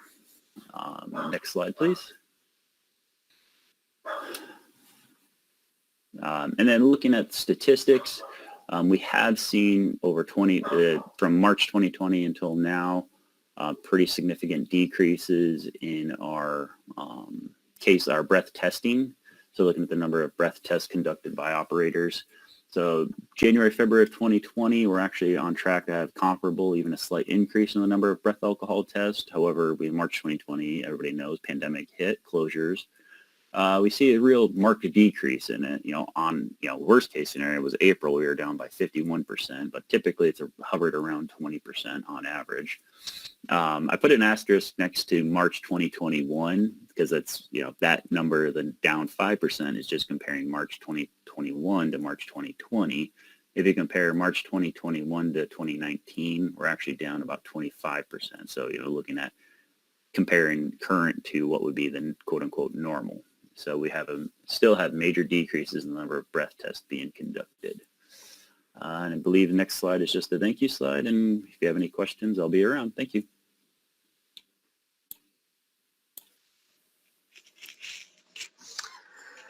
Alrighty, thank you to the staff of the Division of Technical Services. Just one last chance for questions for any of them.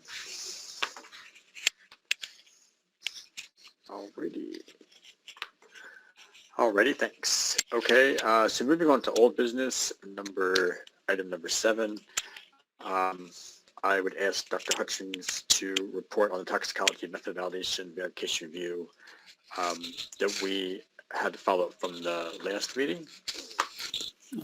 Yes, thank you. From the last meeting, there were some questions regarding some method validation parameters that were brought up by Dr. Les Edinburgh. In relation to the method validations, he had brought up the concern related to hydroxybupropion being a potential interferent in some methodology due to the increased use of bupropion. We have actually purchased that target, and we're going to try to implement that into testing to see if it is going to be a potential interference in some of our methodology. There's also a concern related to the validation parameters for the limited detection and lower limit of quantitation for the retention time being plus or minus 5%. We have read up on the ABFT guidelines to find that it is the retention time guidelines in that document is plus or minus 3%. So we are actually going to modify our procedures manual and look at our validations going forward as trying to utilize new retention time criteria. And then also there was questions related to the limited detection testing performed during our validations and ensuring that we get down to the low enough levels in comparison to our administratively determined threshold concentrations. And those are queued up. We have those in the list for our fentanyl analogs quantitation, our NSAIDs method, and our GHB method. However, as you saw from my presentation, we're pretty understaffed in some sections, so we've run into a bunch of hiccups on that, and we're trying to make sure we can have that done. These are also not commonly utilized methodology, so it's kind of slows down the data gathering at that point as well. We're hoping to have that completed by the October meeting as well. So that's all I have for the old business. Alrighty, thank you very much. Any questions or other follow-up that anybody has for that method?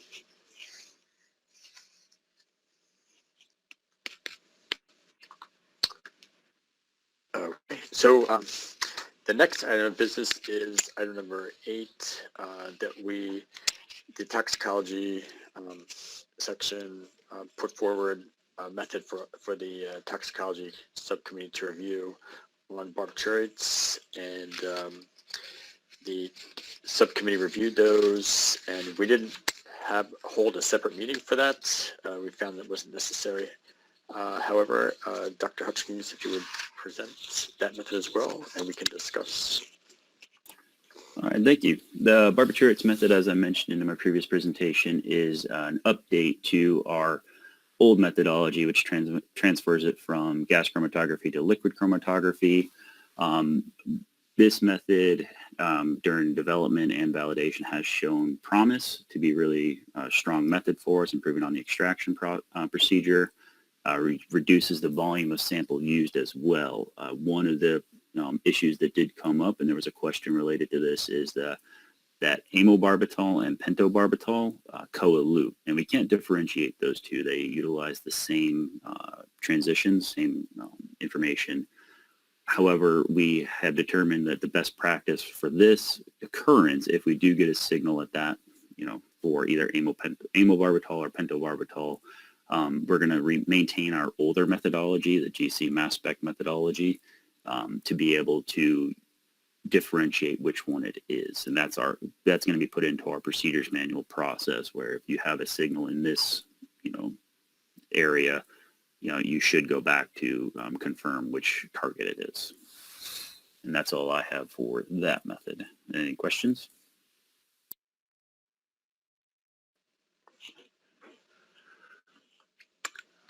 Alrighty. Any further questions for Dr. Hutchins for that particular method?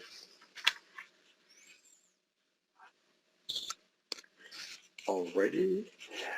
If there's no further questions, then I would ask for a motion from the Scientific Advisory Committee to close the review of the barbiturate method development and validation plan. West Edinburgh, so moved. Second? Mark LeBeau, second. Thank you. Ms. Patterson, could you please take a roll call vote? Mr. Beatty? Aye. Ms. Petrell? Aye. Dr. Corrado? Aye. Dr. Edinburgh? Aye. Director Jackson? Aye. Dr. LeBeau? Aye. Dr. Maha? Aye. Chairman Myers? Aye. Ms. Schelling? Aye. Mr. Spender? Aye. Ms. St. Clair? Aye. Mr. Xerxes? Aye. Mr. Chairman, motion passed. All right, thank you. All right, thank you, and thank you, Dr. Hutchins, for those presentations. The next item of new business is the election of chair and vice chair. So in accordance with the bylaws, the terms of the chair and the vice chair are 1 year, and it is that time that we must elect one of each. So I will ask for nominations for the chair. This is Les. Rich, you're available for another year, correct? I don't believe I am.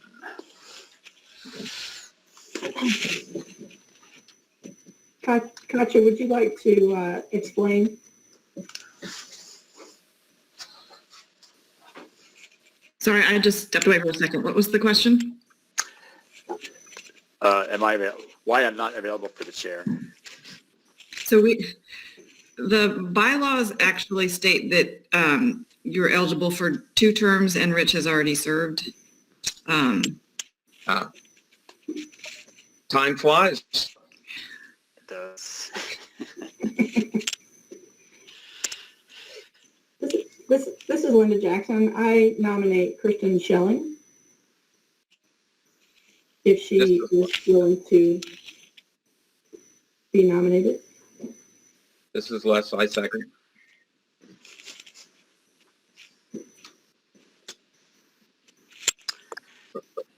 And Kristen, are you willing to serve in that capacity? Yes, I would be. Alrighty, thank you. All right. Any additional nominations?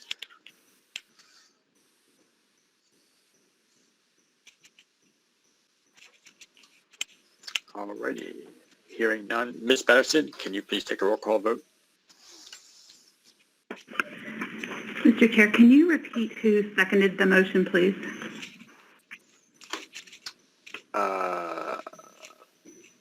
Les Edinburgh. I second. Director Jackson made the initial nomination. That's right. Director Jackson nominated. Les seconded. Okay, thank you. All right, Mr. Beatty, Aye. Ms. Buttrell, Aye. Dr. Corrado, Aye. Dr. Edinburgh, Aye. Director Jackson, Aye. Dr. LeBeau, Aye. Dr. Maha, Aye. Chairman Myers, Aye.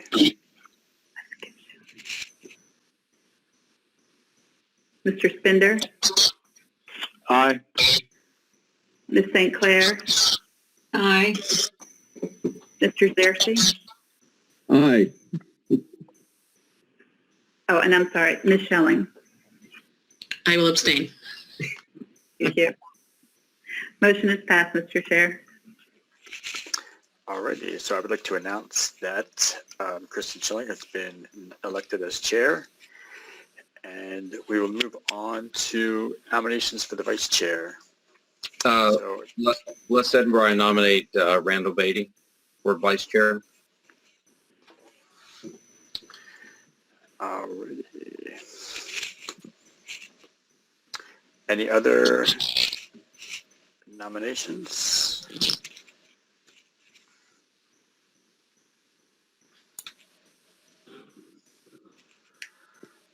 Jamie St. Clair, I second the nomination. All right. St. Clair, thank you. And Mr. Beatty, are you willing to serve? I've been sitting at the end of the table for too long, so yes, I'll agree to serve as vice chair. Exactly. We appreciate it. Any other nominations?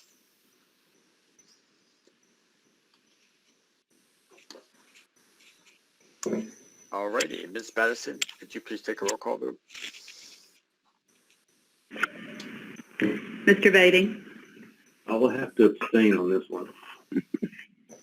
Ms. Buttrell, Aye. Mr. Corrado, excuse me, Dr. Corrado,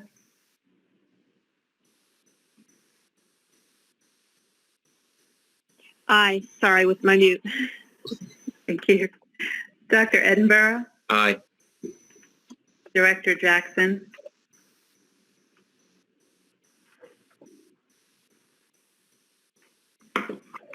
Aye. Sorry. Dr. LeBeau, Aye. Dr. Maha, Aye. Chairman Myers, Aye. Ms. Schelling, Aye. Mr. Spender, Aye.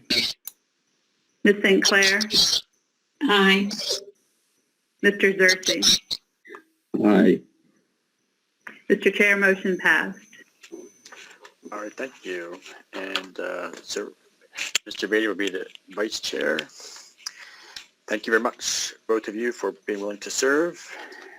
Alrighty. The next item is any public comments?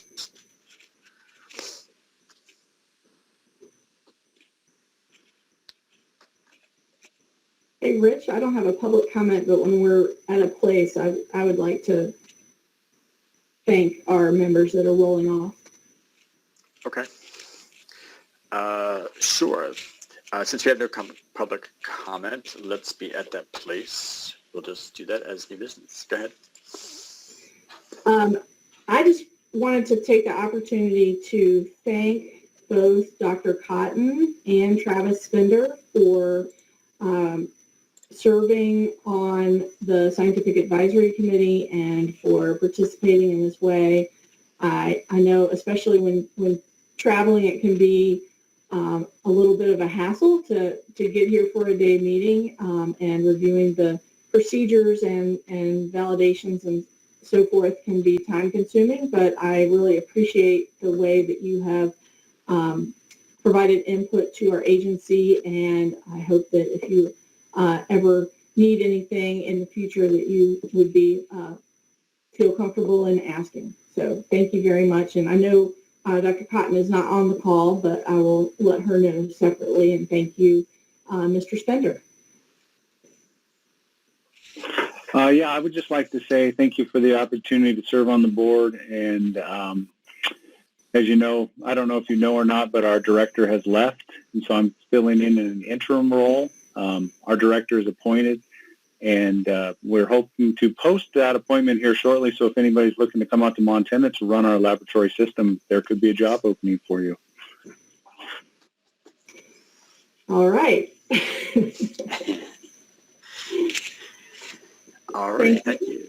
And we do have, it is a process to be appointed. So we're in the process of identifying folks to hopefully refill these positions for the governor to be able to appoint them. And so hopefully there will be new members in these positions by the time we meet again in October. And that is probably a good thing because as you heard, there are some validations that are coming up that are going to need review. And one of them is going to involve firearms. And so hopefully we'll have a new member that is representing the AFTI board by the time that is ready to go out.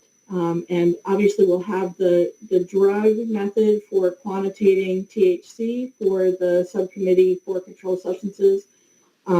There's, the ongoing toxicology methods. And also the biology subcommittee will have the STR mix validation as well as soon as that is complete.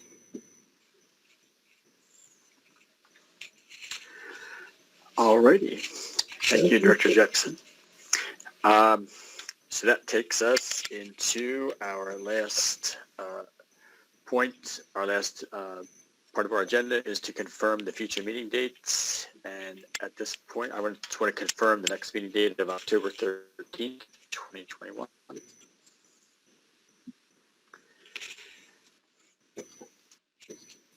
This meeting date was determined with, again, consideration of departments, schedules, and the Forensic Science Board and all of that. So our next meeting date will be October 13th.